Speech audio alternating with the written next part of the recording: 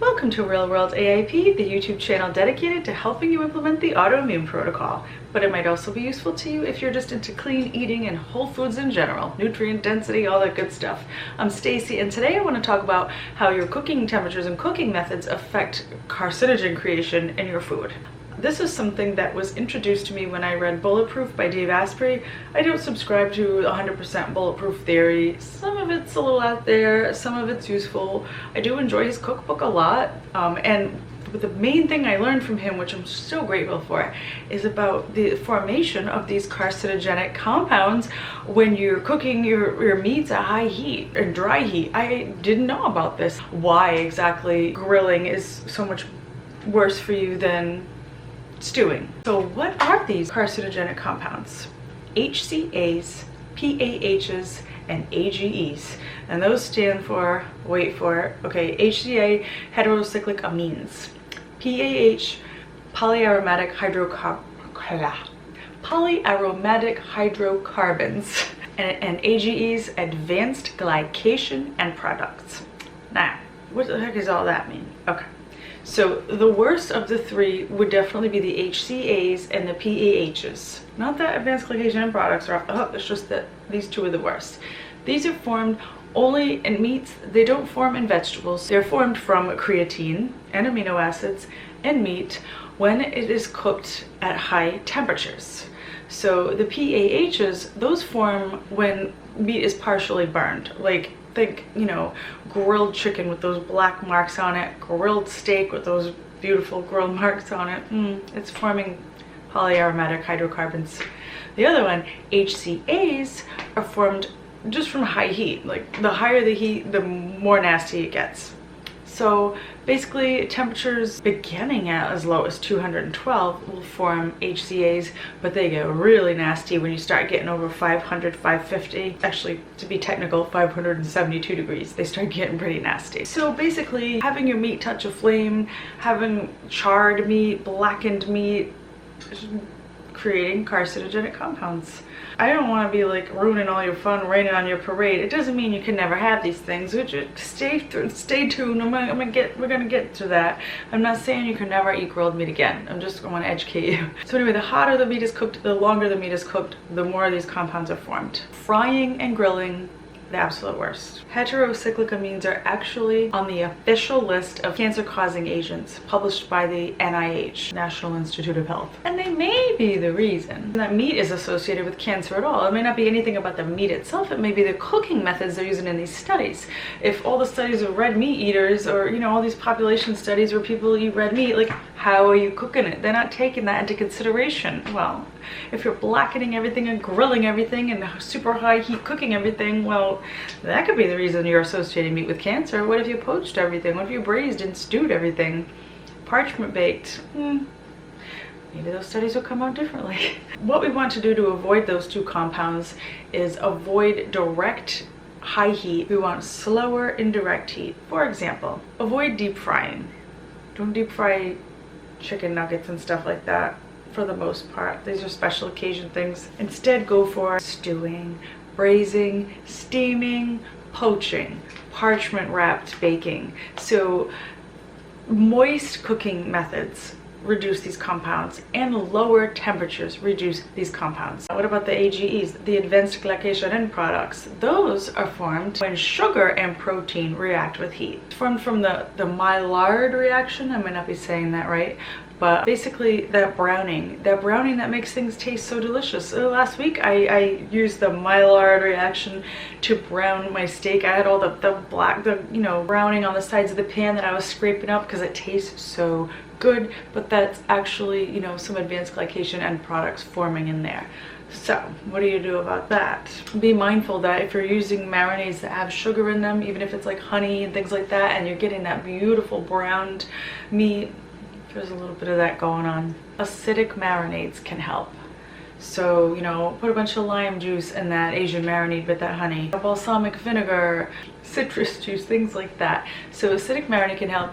Rosemary actually has antioxidants in it that help prevent the formation of these compounds. So you could do like a rosemary based marinade, rosemary and acidic ingredient, even better. Cooking with dry heat promotes a 10 to 100 times increase in the formation of advanced glycation end products. So moist heat, again, moist heat. Same with the PAHs and the HCAs. So now here once again we're talking braising, steaming, poaching, stewing, souping, and low temperatures. Moist heat, low temperatures. Crock pot. One thing you can do to decrease the formation of these compounds is to flip your meat frequently. I know that when you're learning cooking technique and all, the less you flip the burger, I think you're only supposed to flip it once or something like that.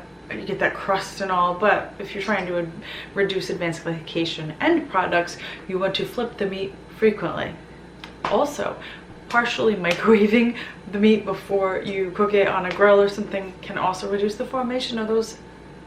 Interesting fact, shrimp, oysters, clams, and squid do not form advanced glycation end products because they don't contain creatine.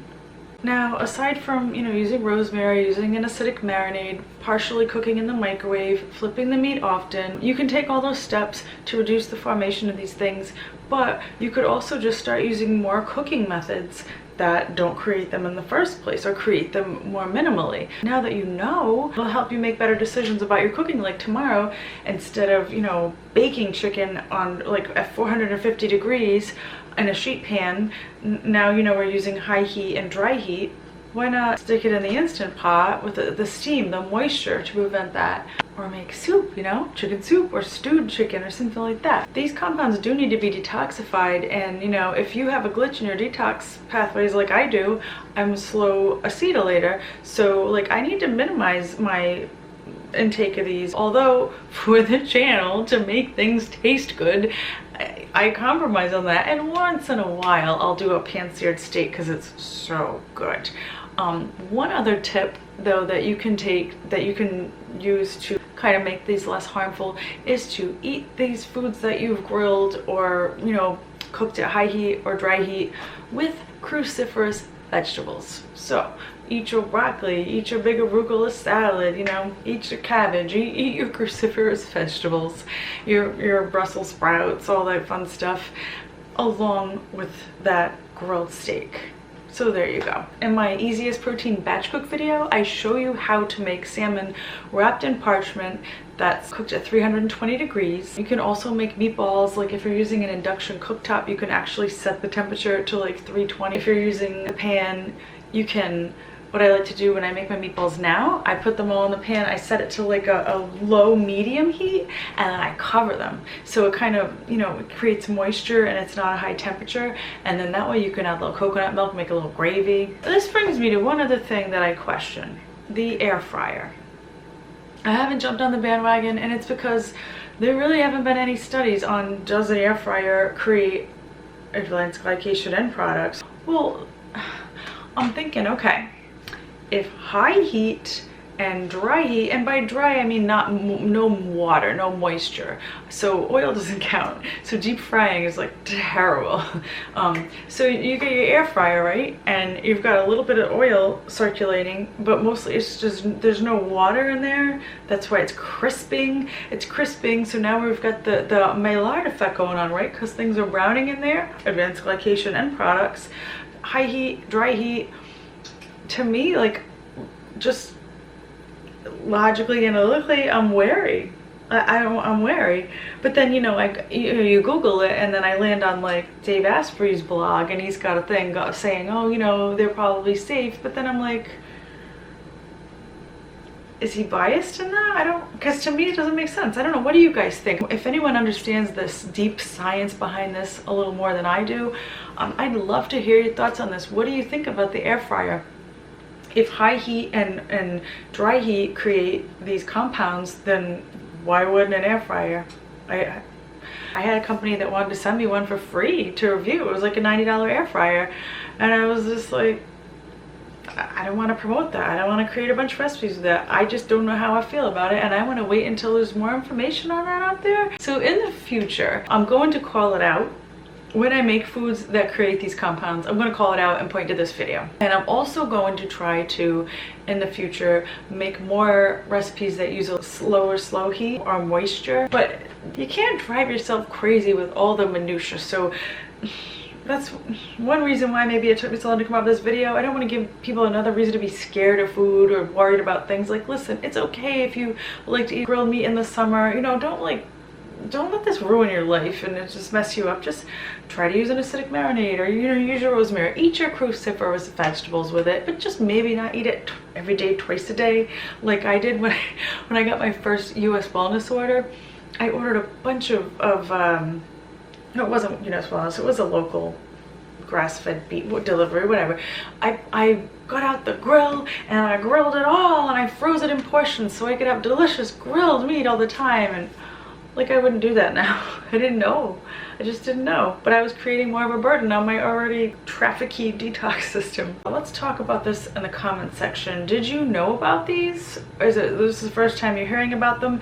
And do you know of any other cool steps to take that will reduce these compounds? Let me know. If you want more behind the scenes recipes that never make it to YouTube, check me out on Patreon.